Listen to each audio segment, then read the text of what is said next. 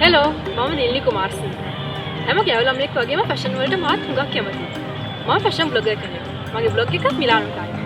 මම බ්ලොග් එකේ ෆැෂන් ගැන, ට්‍රැවල් ගැන, මිලානෝ සිටි එක ගැන කතා කරනවා. ඇත්තටම ෆැෂන් බ්ලොගර් කෙනෙක් කියන්නේ කාටද? කවුද? ෆැෂන් බ්ලොගර් කෙනෙක් කියන්නේ මොඩල් කෙනෙකුට නෙමෙයි. ඒ වගේම බ්ලොගර් කෙනෙකුට වික්ටෝරියා සීක්‍රට් මොඩල් කෙනෙක්ගේ සිම් ෆිගර් එක අවශ්‍ය නැහැ. ෆැෂන් බ්ලොගර් කෙනෙක් කියන්නේ අනිත් එක ෆැෂන් ගැන ආටිකල්ස් ලියන ජර්නලිස්ට් කෙනෙකුත් නෙමෙයි. අනිත් ගැහුව ළමුන් වගේම ෆැෂන් බ්ලොගර් කෙනෙකුටත් අවල්පරිය කොච්චර අඳුම් තිබුණත් උදේට නැගිටලා හිතන්නේ එකම දේ ගැන. අයියෝ මට අඳින්න ඇඳුමක් නැහැ නේ කියලා ඉවරලා තමයි හිතන්නේ. ඇඳුමක මිල මට වැදගත් වෙන්නේ නැහැ. ඕනම ඇඳුමක් ලස්සනට මම ඉදිරිපත් කරන්න දානවා. සමහර විට බොහෝ වෙලාවට මම එදිනෙදා තියෙන ට්‍රෙන්ඩ්ස් මගේ ස්ටයිල් එකට හරියන විදිහට ගලපලා ඉදිරිපත් කරනවා. මිලානෝ ටයිම් මයි බ්ලොග් එකෙන් මම ෆැෂන් ගැන, ලයිෆ් ස්ටයිල් ගැන, shopping ගැන, travel ගැන ඇඩ්වයිස් දෙනවා. අද ඉඳලා මම ඔයාලට සතියට වීඩියෝ එක ගානේ ලබා දෙන්න බලාපොරොත්තු වෙනවා. මේ වීඩියෝස් වල මම ෆැෂන් ගැන, ෆුඩ් ඇන්ඩ් බෙවරේජ් ගැන, සෝෂල් ට්‍රෙන්ඩින්ග්ස් ගැන, এডুকেෂන් ගැන, ඩෑන්සින් ගැන කතා කරන්න බලාපොරොත්තු වෙන්නේ. මේ වැඩේ මට අලුත් එක්ස්පීරියන්ස් එකක් වෙයි කියලා මම හිතනවා. ඒ නිසා දිගටම මගේ YouTube channel එකත් එක්ක එකතු වෙන්න කියලා මම ඔයාලට ආරාධනා කරනවා. අද මම කතා කරන්න බලාපොරොත්තු වෙන්නේ Expo 2015 ගැන. Universal Exposition එක හෝ Expo එක කියන්නේ large public exhibition එකක්. ඒ වගේම මේක global event එකක් කියලා කියන්න පුළුවන්. එහි character එක හැම පාරම වෙනස් වෙනවා. ඒ වගේම ලෝකයේ විවිධ රටවල් වල තමයි ඔය පවත්වන්නේ. මෙහි තව විශේෂාංගයක් තමයි අවුරුදු 5කට සැරයක් ඒක පවත්වන එක. ලෝකයේ පළවෙනි Expo එක තිබුණේ 1851 ලන්ඩන් නගරයේදී. 1889 පැරිස් Expo එකට Eiffel Tower එක ගොඩ නැගුණා. සියවසකට වැඩි කාලයක් ගියත් Expo එකේ ideas ඒ විදිහටම තාම පැවැත්වීගෙන යනවා. Expo 2015 තියෙන්නේ ඉතාලියේ මිලානෝ නගරයේදී. ඒ ආරම්භ වුණේ මැයි 1 වෙනිදා. ඒ අවසන් වෙන්න තියෙන්නේ ඔක්තෝබර් 31 වෙනිදායි. මිලාන් නගරය මේ වගේ එක්සිබිෂන් එකකට අලුත් නගරයක් නෙවෙයි. ඒ මොකද කියනවා නම් 1906 දී මිලාන් නගරයේ මිලාන් ඉන්ටර්නැෂනල් එක්ස්පෝ එක පැවතුණා. Expo 2015 එකේ මොට්ටෝ එක තමයි Feeding the Planet Energy for Life. මේකට රටවල් 140ක් පමණ සම්බන්ධ වෙනවා. එහෙනම් අපි යමු ශ්‍රී ලංකන් පැවිලි එක නරඹන්නයි ඒ ඩිරෙක්ටර් මිස්ටර් දර්ශන පෙරේරා හමු වෙන්නයි.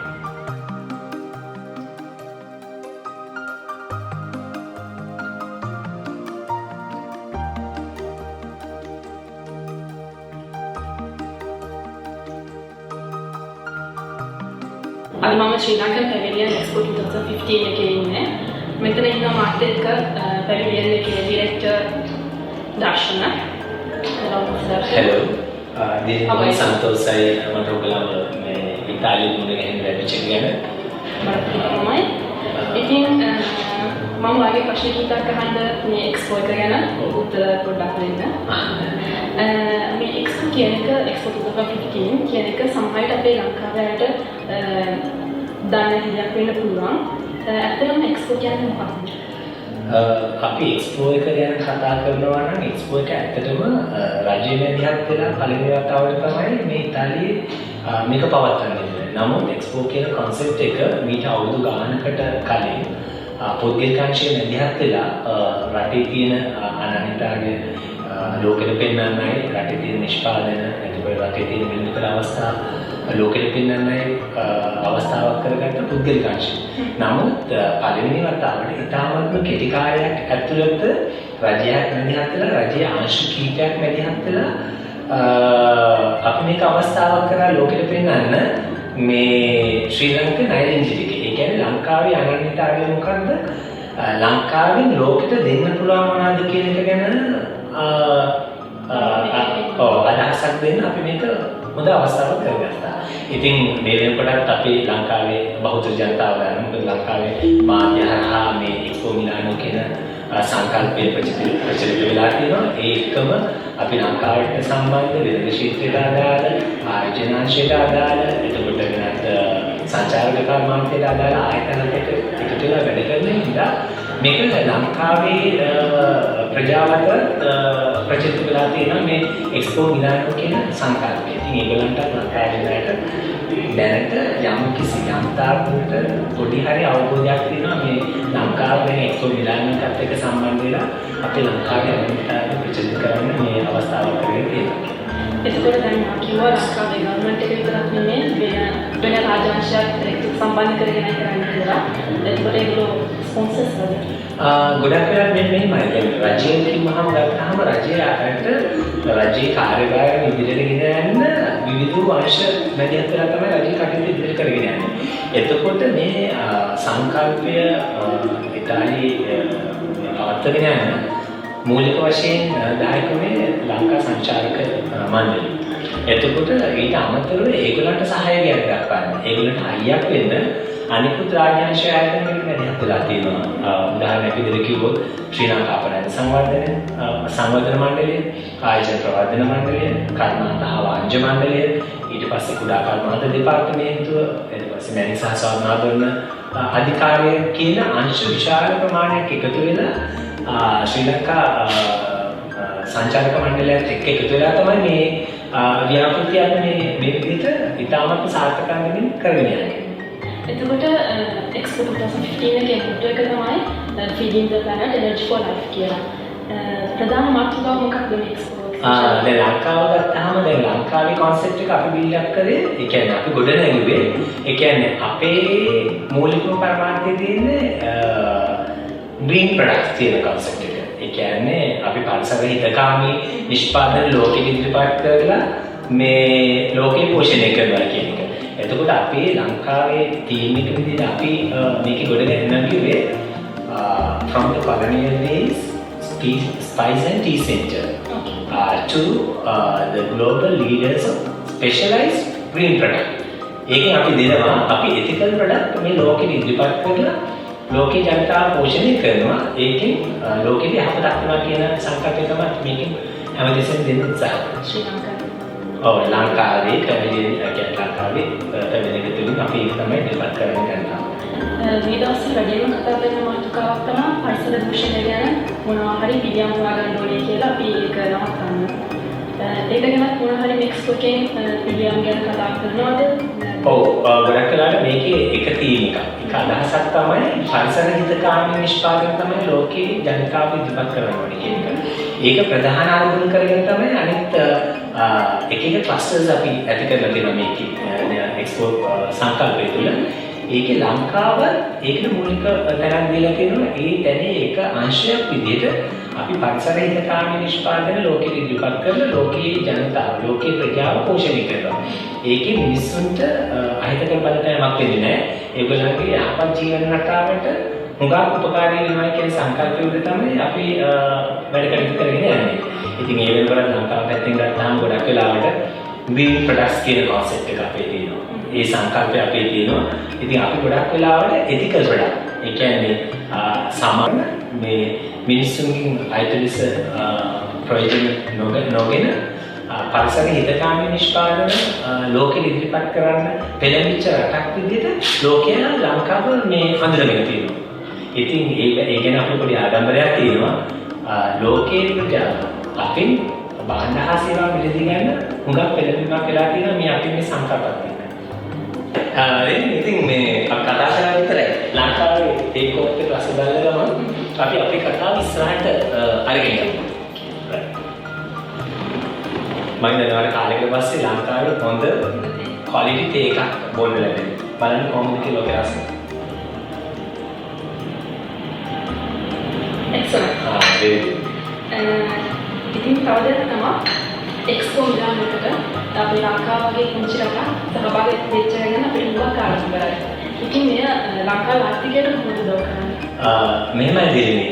දැන් අපි මෙන්න මේ අවස්ථාවට සම්බන්ධ වුණේ රටේ බොහොම මේ කියන්නේ ආර්ථික දුෂ්කරතා නම් ඒ කියන්නේ අපිට ෆයිනෑන්ෂියල් බෑක්ග්‍රවුන්ඩ් එකක් ගත්තොත් ඒ කියන්නේ මූලික පැත්තෙන් ගත්තොත් අපිට මේකට ලොකු ආයෝජනයක් කරන්න සිදු වෙනවා. නමුත් අපි අවධානය ගත්තා. නමුත් ඒ අවධානයේ ප්‍රතිඵල අපිට දැන් හොඳට පැහැදිලිව පේන්න තියෙනවා. ඒ කියන්නේ අපේ ආර්ථික පැත්තෙන් ගත්තොත් මේ වෙනකොට අපිට ආර්ථික වාසි ගොඩක් අපේ රටට ගලාගෙන වෙලා තියෙනවා. ප්‍රධාන වශයෙන් ගත්තාම සංචාරක කර්මාන්තයේ එක්ක බැලුවාම ඉතාලියේ ඉඳන් සංචාරකයෝ විශාල ප්‍රමාණයක් ලංකාවට දැන් යන්න ලෑස්ති වෙලා ඉන්නවා. මොකද ලංකාව කියන නම දැනගත්තේ සමහර මිනිස්සු ලෝක සිද්ධියේ ලංකාව කියන කොහෙද කියලා මේ ඉතාලියේ මිනිස්සු දන්නේ නැහැ.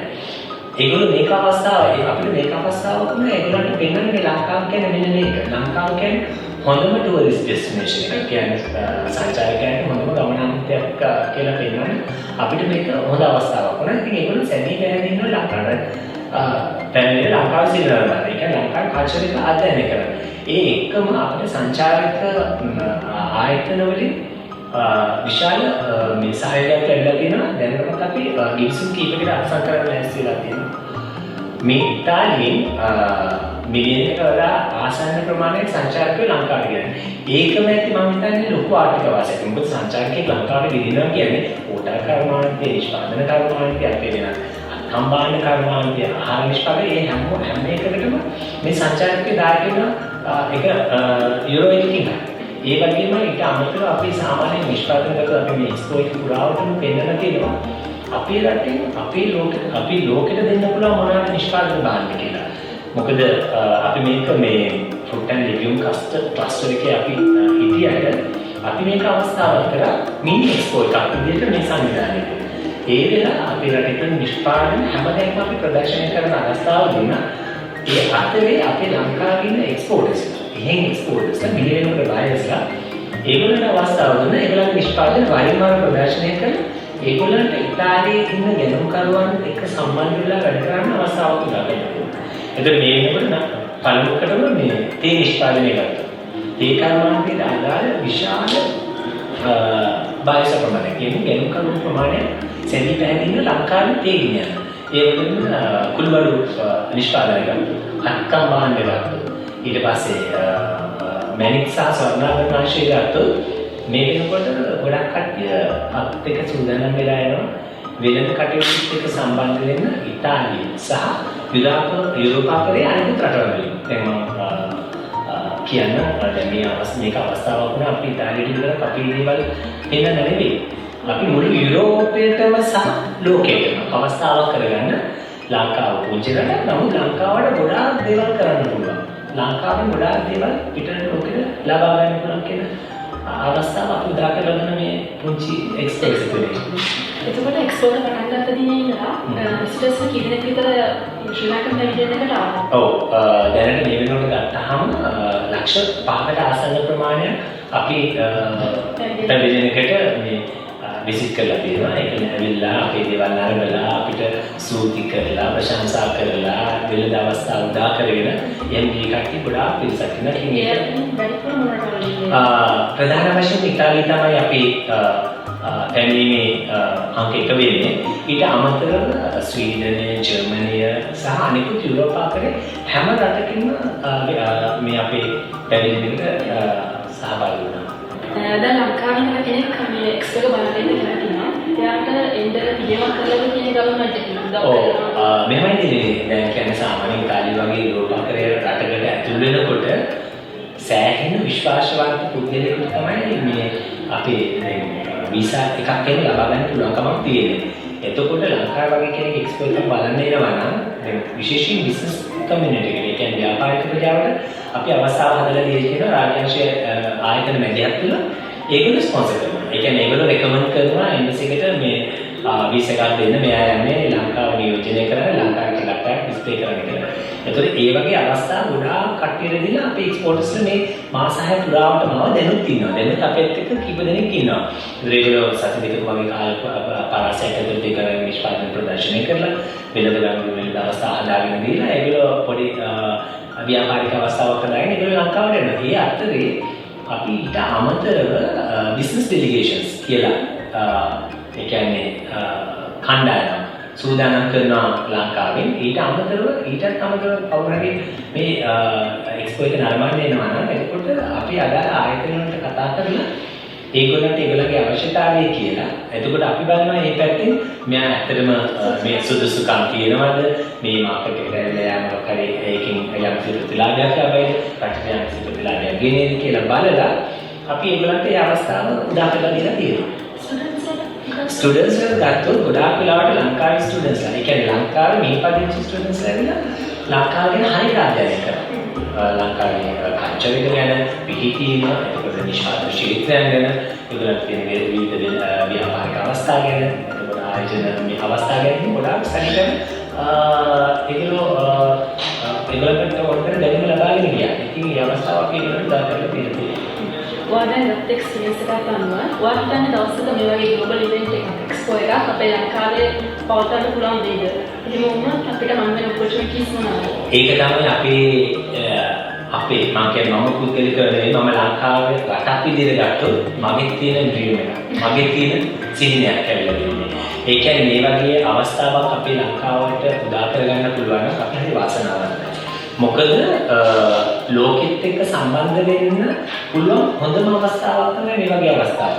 ඒකට ලොකු වේදමක් යනවා, ලොකු පිළිවෙලක් දාන්න වෙනවා.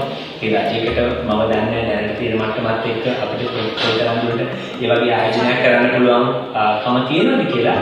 නමුත් මට හොඳටම පැහැදිලි කවදා හරි දවසක අනාගතයේ දවසක අපේ දුරදරුවන්ට ඒ අවස්ථාව උදාවේ අපේ රටක ජාත්‍යන්තර මට්ටමේ පිළිගත්ත විශාල මේ වගේ මේක නැත්නම් එක්ස්පෝ මිලානෝ වගේ දෙයක් නැත්නම් මේ වගේ දෙයක් අපිට ලෝකෙට ඉදිරිපත් කරන්න පුළුවන් කම ලැබෙයි කියලා. ඉතින් දැනටත් අපි පුංචි වගේ දේවල් අපේ රටේ පවත්වමින් ගිහින් තියෙන සාමාන්‍ය එක්ස්පෝ 2015 ඒ කියන්නේ ශ්‍රී ලංකා පනයි සංවර්ධන මැදිහත් වෙලා කරන වෙළඳ ප්‍රදර්ශනයේ අපි ලංකාවේ පවත්වලා තියෙනවා. ඉතින් යම් තාක් දුරට අපි ලෝකෙත් එක්ක සම්බන්ධ වෙලා තියෙන අය වගේ වෙළඳ ප්‍රදර්ශනවලදී නමුත් මේ වගේ එකක් කරන්න තියෙනවා නම් ඒක තමයි අපි තනගෙන බලාපොරොත්තු අපේ තනගෙන සිටින්නේ. බොහොම ස්තුතියි. රයිට් බොහොම ස්තුතියි හරිම සන්තෝෂයි දෙන්නේ.